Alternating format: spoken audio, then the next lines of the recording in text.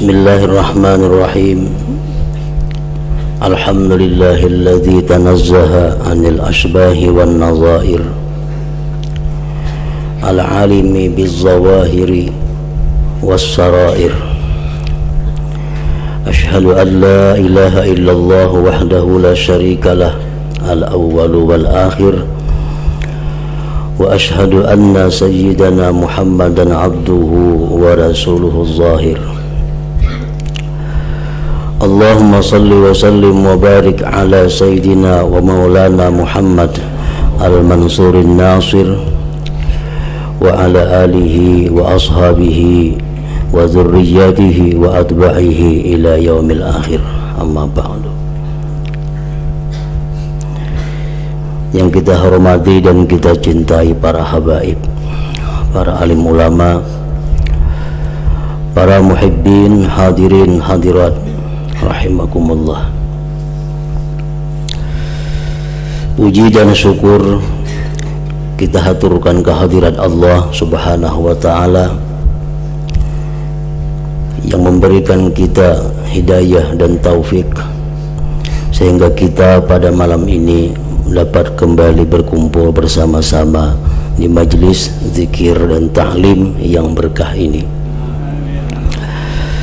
Salawat dan salam kita haturkan kepada junjungan kita Nabi besar Muhammad sallallahu alaihi wasallam dan kepada seluruh keluarga, para sahabat, zuriat dan pengikut beliau. Para muhibbin rahimakumullah, al-hadisul ashir, hadis yang ke-10 dari 40 hadis. An Abi Hurairah radhiyallahu ta'ala anhu qala qala Rasulullah sallallahu alaihi wasallam, inna Allah ta'ala tayyibun la yaqbalu illa tayyiba wa inna Allah ta'ala amara al-mu'minina bima amara bihil mursalin faqala ta'ala ya ayyuhar rusulu kulu minat tayyibati wa'malu salihah. Al-ayah. Wa qala ta'ala ya ayyuhalladzina amanu kulu min tayyibati ma razaqnakum washkuru lillah in kuntum iyyahu ta'budun.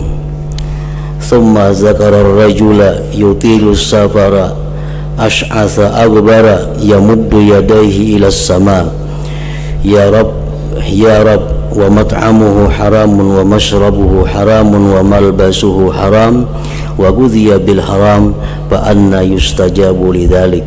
Rawahu Muslim. Hadis yang ke-10 dari Abi Hurairah radhiyallahu ta'ala anhu. Beliau berkata, bersabda Rasulullah sallallahu alaihi wasallam, innallaha ta'ala tayyibun, sesungguhnya Allah ta'ala tayyib, sesungguhnya Allah ta'ala itu adalah tayyib. Makna tayyib di sini adalah at-tahir. Maksudnya at-tahir itu adalah muqaddasun munazzahun anin naqais wal uyub kulliha. Sesungguhnya Allah ta'ala maha suci daripada segala kekurangan dan ketercelaan. Nah, itu yang dimaksud dengan tayyib.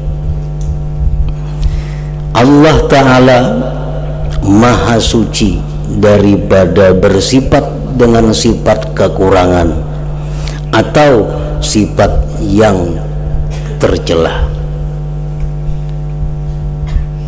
Setiap orang dituntut untuk mensucikan Allah daripada sifat-sifat yang tidak patut dan tidak layak terhadap Allah subhanahu wa ta'ala.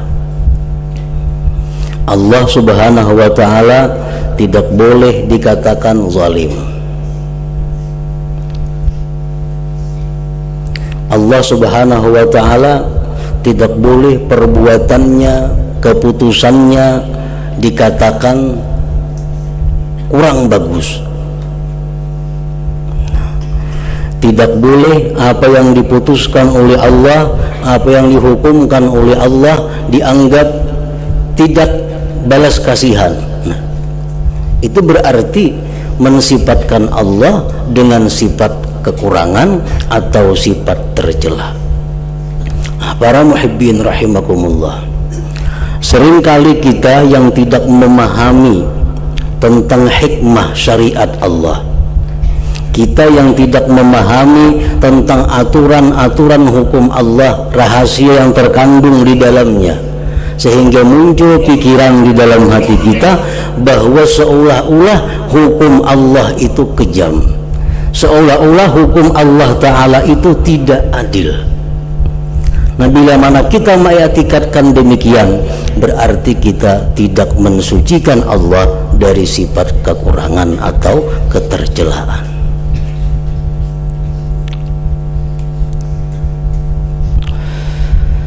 Nah, para muhibbin rahimakumullah, nah oleh karena itu kita dituntut, kita disuruh untuk mempelajari segala hukum-hukum Allah dan mencari apa rahasia yang ada di dalamnya.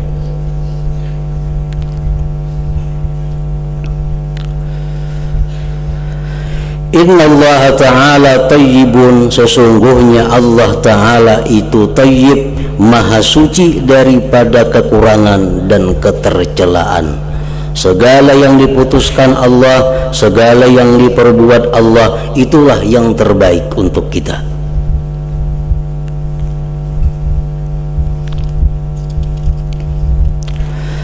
La yaqbalu illa tayyiba, tidak menerima Allah kecuali yang tayyibah, kecuali yang tahira, yang suci juga.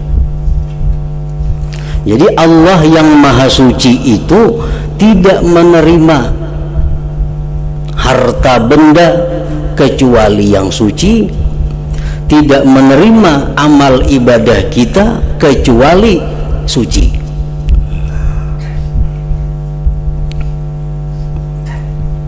Amal ibadah kita yang bercampur dengan riya, amal ibadah kita yang bercampur dengan ujub,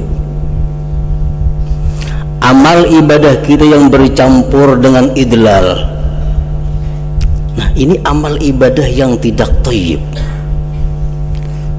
Bagaimanapun banyaknya amal ibadah, tetapi bila mana tidak suci, tidak tahir, maka Allah tidak akan menerima, karena Allah bersifat thayyib. La yaqbalu illa thayyibah, tidak menerima Allah kecuali yang thayyib. Jadi amal ibadah itu diterima oleh Allah, amal ibadahnya mesti bersih, niatnya mesti bersih. Orang yang melakukan amal ibadah itu pun mesti bersih, dan orang yang beramal ibadah itu diberi makan, dibesarkan dengan makanan yang bersih.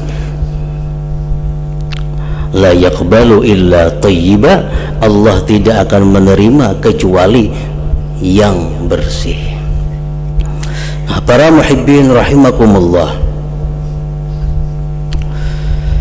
di dalam sepotong hadis ini berbagai macam pensarahan, penjelasan dari para ulama. Ada yang berpendapat bahwasanya Allah Ta'ala itu maha suci dan Allah tidak akan menerima sedekah kecuali dari harta yang suci. La yaqbalu illa thayyibah, artinya Allah tidak akan menerima sedekah kecuali dari harta yang thayyib, yang halal artinya. Nah, harta yang tidak halal itu sudah jelas tidak akan diterima oleh Allah Subhanahu wa ta'ala. Ibnu Abbas radhiyallahu anhu berkata, "Man iktasaba malan haraman wa tasaddaqa bih lam yuqbal minhu." Orang yang mendapatkan harta yang haram dan dia sedekahkan dengannya, maka tidak diterima daripadanya. Dalilnya apa? Innallaha thayyibun la yaqbalu illa thayyiba. Dan Rasulullah sallallahu alaihi wasallam bersabda, man kasaba malan haraman fatasaddaqa bih lam yakun lahu fihi ajrun wa kana itsmuhu alaih. Orang yang mendapatkan harta yang haram, dia sedekahkan, tidak adalah baginya pada itu sedekah pahala dan adalah dosa atasnya. Nah, jadi artinya bersedekah lawan harta nang haram itu bukan maulah pahala, tetapi maulah dosa. Para muhibbin rahimakumullah, lalu bagaimana caranya kalau kita ada mendapatkan harta yang haram? Dahulu pernah menipu orang, hartanya ada. Dulu pernah merampok orang, sekarang hartanya ada. Dahulu pernah membungakan duit, sekarang hartanya masih ada. Lalu harta-harta yang haram yang ada di tempat kita ini bagaimana caranya agar kita bisa selamat? Bukan disedekahkan. Jangan sekali-kali disedekahkan. Disedekahkan justru menambah dosa bagi kita. Jadi harta-harta yang haram yang ada pada kita itu mestinya dikembalikan kepada pemiliknya. Jangan disedekahkan. Ini bari mencuntan ampun si anu, bulikakan lawan si anu. Nah, itu kalau kita tahu orangnya. Nah, andai kata kita ini banyak punya harta-harta yang haram, tapi kita kada tahu kemana harus mengembalikan. Nah, disinilah ulama mengatakan bahwa harta seperti itu hendaknya digunakan untuk kemaslahatan kaum muslimin, yang mana pahalanya itu untuk mereka-mereka yang punya hak pada harta itu. Nah, jadi jangan dikatakan sedekah, jangan dikatakan hadiah, jangan dikatakan wakaf. Duit bunga bank wakaf kada mau. Karena ini ampun orang. Wakaf itu milik kita. Duit bunga bukan milik kita. Duit bunga mesti kembalikan kepada ampunnya, kepada yang berhak. Nah, bila mana kita menyedekahkan milik orang lain, mewakafkan milik orang lain, menghadiahkan milik orang lain, bukan kita berpahala, kita berdosa. Kita mengambil tapi orang beriakan, maulah itu, bukan berpahala. Nah, maka itu Allah Subhanahu wa ta'ala tidak akan menerima sedekah atau apapun kecuali dari yang halal. Andai kata dia bersedekah dengan yang haram, Allah tidak menerima, wa kana itsmuhu alaih, dan dosa atasnya. Wa inna Allah ta'ala amara al-mu'minin bima amara bihil mursalin. Sesungguhnya Allah Ta'ala memerintahkan orang-orang yang beriman dengan sesuatu yang Allah perintahkan dengannya para rasul. Para rasul Allah perintahkan memakan yang halal. Orang beriman pun Allah perintahkan demikian. Para rasul diperintahkan Allah memakai pakaian yang halal. Orang beriman pun demikian pula halnya. Faqala ta'ala, firman Allah Ta'ala, ya ayyuhar rusulu kulu minat tayyibati wa'malu salihah. Al-ayat. Firman Allah Ta'ala, wahai para rasul, kulu minat tayyibat, makanlah daripada yang bersih-bersih, yang halal-halal. Wa'malu salihah, dan beramallah kamu amal yang saleh. Nah, para muhibbin rahimakumullah, oleh para ahli tafsir, susunan ini kalimat-kalimat mengandung arti. Allah berfirman, kulu minat tayyibat wa'malu salihah, makanlah yang halal dan beramallah amal saleh. Artinya apa? Sebelum kita beramal saleh, kita pasti lebih dahulu ada kekuatan, ada tenaga, tetapi dari makanan yang halal. Kalau kita ada tenaga, ada kekuatan daripada yang haram, kita tidak akan bisa beramal saleh. Kalaupun beramal saleh, Allah tidak akan menerima amal saleh itu. Nah, ya ayyuhar rusulu kulu minat thayyibat wa'malu salihah. Wa qala ta'ala ya ayyuhalladzina amanu kulu min thayyibati ma razaqnakum washkuru lillah in kuntum iyyahu ta'budun. Wahai orang-orang yang beriman, makanlah daripada yang halal-halal yang kami berikan kepada kamu. Menurut golongan ahlu sunnah wal jamaah, rezeki itu kada tentu halal. Rezeki bisa haram, bisa halal. Nah, itu golongan kita, mazhab kita ahlu sunnah mengatakan demikian. Setiap rezeki belum tentu halal. Nah, jadi kalau kita minta rezeki yang halal. Wahai orang-orang yang beriman, makanlah daripada yang halal-halal, daripada rezeki yang kami berikan kepada kamu. Washkuru lillah, dan bersyukurlah kepada Allah. Jadi memakan yang halal itu sesuatu nikmat.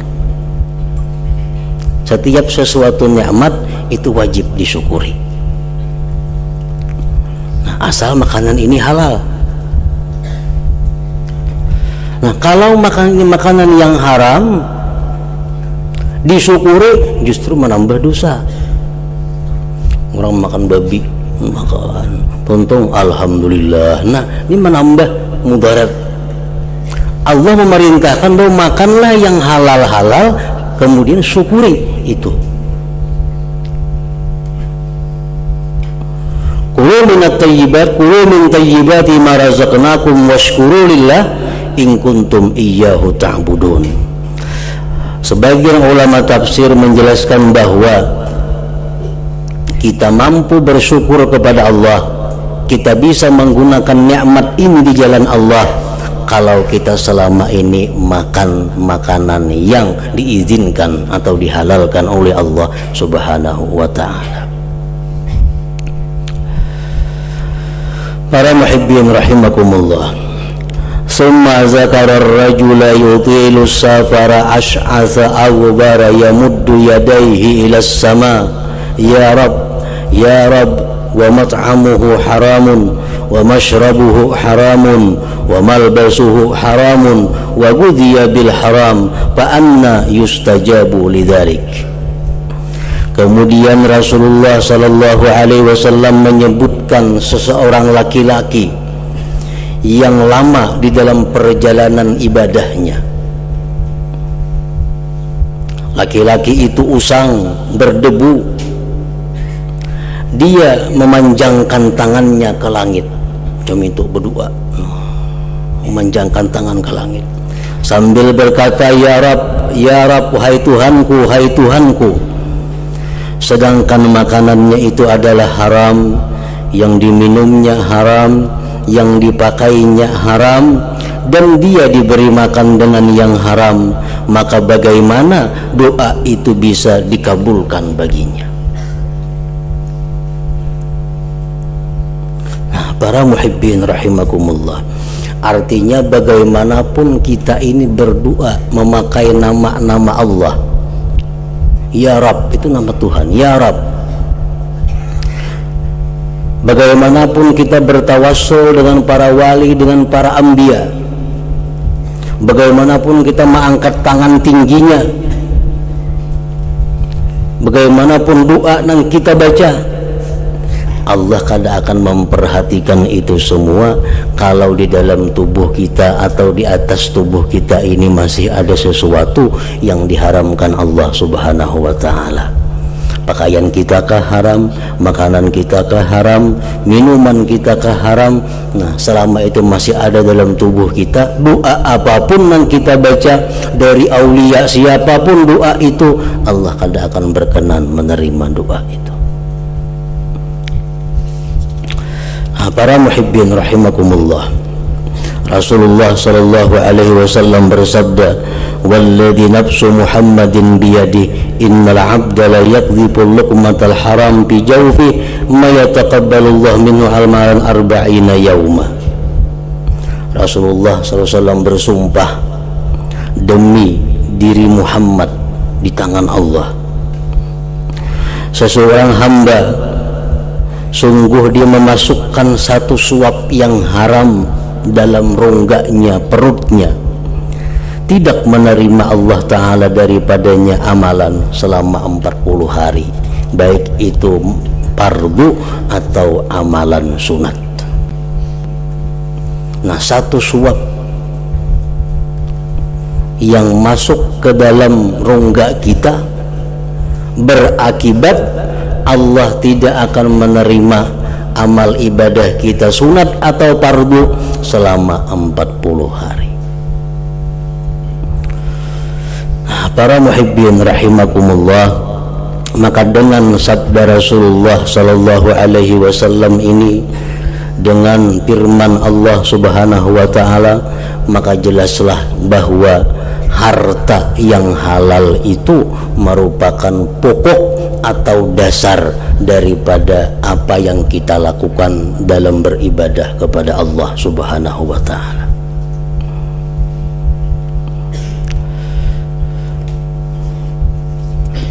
Mencari yang halal merupakan satu kewajiban. Talabul halal fardhah. Mencari yang halal itu adalah sesuatu kewajiban. Nah, jadi dengan demikian kita hendaknya sebelum kita melakukan ibadah, sebelum kita hendak melakukan taat kepada Allah, kita hendaknya meneliti terlebih dahulu apa yang telah kita makan, apa yang kita pakai, apa yang kita tempati ini sudah termasuk di dalam yang dihalalkan oleh Allah atau kada. Kita mesti zan, sangka kuat. Kalau yakinnya kada bisa yakin kita itu halal atau haram, cuma kita ada punya zan, kita mesti sangka yang kuat bahwa apa yang kita makan ini adalah halal, dengan dalil, dengan bukti, dengan alasan ini, sehingga kita dengan berani mengatakan apa yang kita makan ini hukumnya adalah halal. Apa yang kita pakai halal. Nah, jangan sekali-kali kita secara sengaja, secara lingah, sehingga mengakibatkan makanan-makanan yang diharamkan Allah itu masuk ke dalam perut kita. Akibatnya sangat merugikan, akibatnya sangat fatal. 40 hari amal ibadah kita terkatung-katung tidak diterima oleh Allah Subhanahu wa ta'ala. Nah, oleh karena itu para muhibbin rahimakumullah, hendaknya kita memperhatikan usaha kita, memperhatikan makan-makan kita, keluarga kita, apakah ini masuk di dalam hukum yang dihalalkan Allah atau yang diharamkan Allah. Para ulama mengajarkan kepada kita bagaimana kita untuk mendapatkan rezeki yang halal. Pertama, mereka mengatakan syaratnya adalah al-ilmu, ilmu. Bagaimanapun kita berusaha, kalau kita kada punya ilmu, pasti kita akan jatuh kepada yang diharamkan Allah.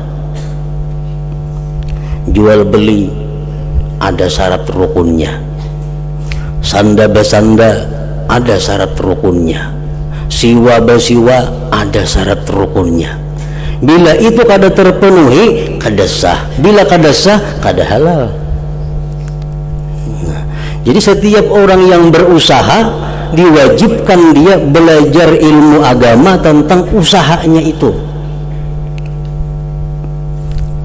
orang bisa berdagang pakaian. Nah, ini wajib belajar ilmu agama bagaimana tentang berdagang pakaian ini supaya hasilnya halal. Orang berdagang beras, ini wajib belajar ilmu berdagang beras supaya hasil dagangannya itu sah dan halal. Nah, ini wajib. Bila kada belajar ilmu itu pasti akan jatuh kepada yang tidak halal. Kayak apa akadnya, kayak apa ijabnya, kayak apa kabulnya, kayak apa lapasnya. Nah, semuaan diatur di dalam agama kita. Jadi setiap muslim muslimah yang berusaha itu wajib fardu ain belajar hukum agama mengenai usahanya itu. Satu. Yang kedua, al-ihtiyat bil kasbi, berhati-hati dalam usaha. Nah, sudah tahu kalau kayak ini sah, kayak ini kada, kayak ini atur di dalam. Nah, kemudian dia berhati-hati dalam usahanya. Ada usaha-usaha yang sangat dekat dengan ketidakhalalan. Ada usaha-usaha yang tipis antara halal dan haram. Ada usaha-usaha bila mana melakukan sesuatu yang halal kada berujung, bila menipu hanya berujung. Nah, ada usaha-usaha seperti itu. Ini ada gawian, cuma bila aku manggawi ini bila kada suguk sini hanya dapat gawian ini kena. Bila kada membungli orang kada berujung manggawi ini. Nah, usaha macam itu kada perlu digawi. Kenapa? Karena sudah nyata dari yang tidak halal, usahanya kada halal, pekerjaannya pun hasilnya kada halal. Kita makan, anak makan, bini makan, semua di rumah kada nang halalnya lagi. Nah, ihtiyat bil kasbi, hati-hati di dalam berusaha. Kita punya ilmu, kada ilmu banyak tuan guru, banyak ulama. Kita disuruh bakawan ulama betakun hukum. Kita disuruh dekat dengan para ulama supaya bisa mengetahui hukum-hukum Allah. Nah, betakun ini boleh kada, macam ini boleh kada, atau boleh atau kada. Nah, supaya apa? Supaya terhindar dari apa yang diharamkan oleh Allah Subhanahu wa ta'ala. Yang ketiga, ad-du'a ilallah ayyarzuqahul halal. Nah, sudah punya ilmu halal haram sudah kita ketahui. Berusaha sudah hati-hati. Yang ketiga yang paling penting adalah minta kepada Allah agar diberi rezeki yang halal. Nah, bila tiga hal itu ada dalam kita, ada dalam diri kita, insya Allah apa yang kita miliki, harta-harta benda itu harta benda yang halal, yang bila mana kita makan, bila mana kita berikan, bila mana kita sedekahkan akan mendapat pahala ganjaran dari Allah Subhanahu wa ta'ala. Nah, kemudian selanjutnya hadis yang ke-11 an Abi Muhammad Al-Hasan ila hadratin Nabi sallallahu alaihi wasallam al-Fatihah. Iyyaka na'budu wa iyyaka nasta'in ihdinas mustaqim. أشهد أن لا إله إلا الله وحده لا شريك له أشهد أن سيدنا محمدا عبده ورسوله